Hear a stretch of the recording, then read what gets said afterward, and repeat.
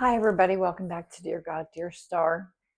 I know it's been a second, but I've had some personal things to handle. Thank you for giving me some grace period with that.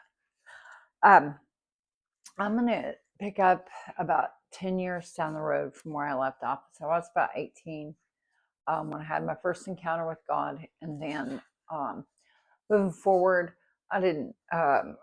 I didn't know which direction to move forward with God or that I was supposed to read my Bible or anything like that. And so it wasn't until I got out of the military and ended up um, going to a church in Riverside, Maryland. My pastor there taught me how to have a relationship with Christ, and it completely changed my entire life and my complete understanding of what was expected of me and how to see a miracle in everything. Um, the majority of this podcast is based on the miracles of God and how they are present in my life and how I've seen them on a regular basis in my life. There will be other guests I have lined up down the road that I would love to share with you their stories, and they want to share with you their stories of how miraculous the power of God is. Um, Moving forward, excuse me.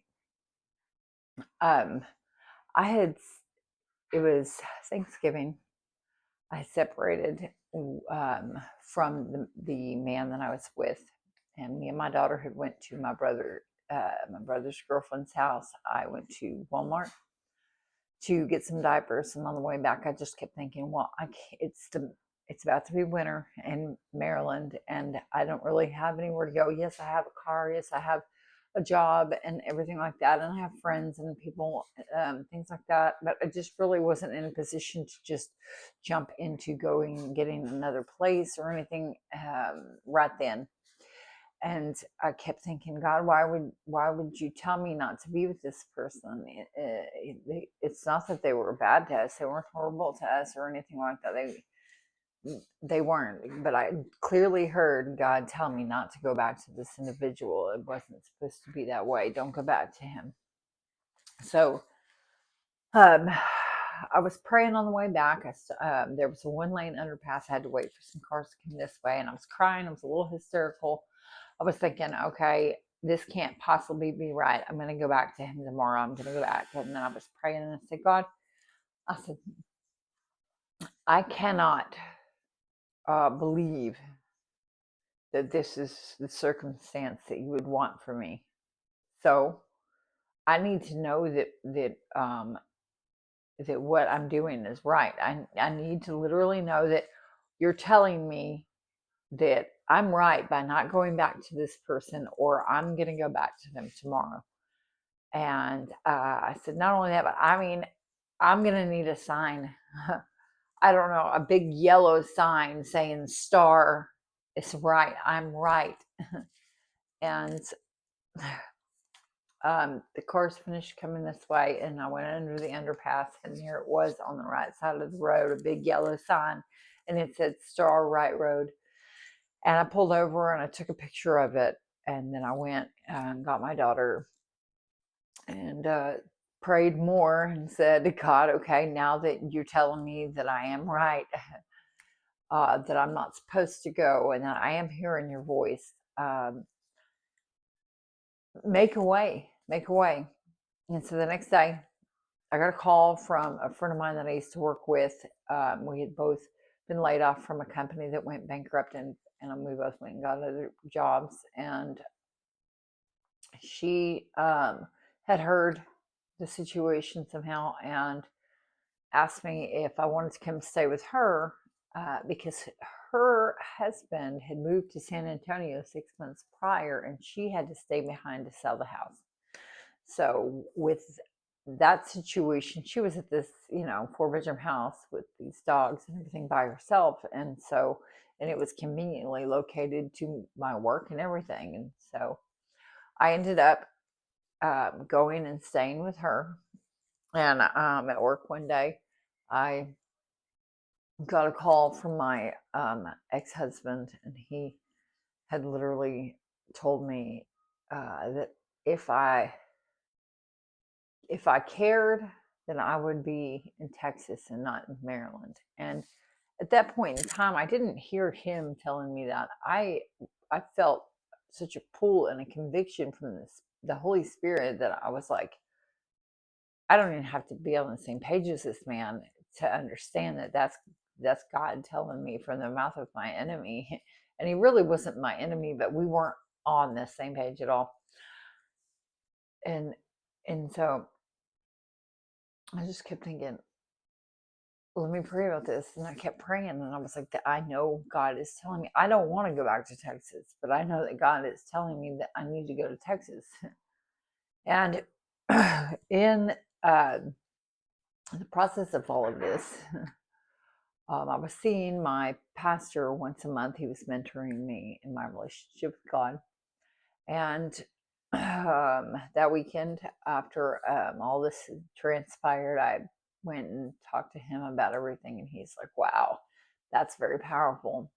And he was telling me, he said, I don't believe that you're supposed to go to Texas, or I believe that you are supposed to stay here because you're growing so much in your relationship with God, that I think that it would be detrimental to your relationship if you left and went to Texas.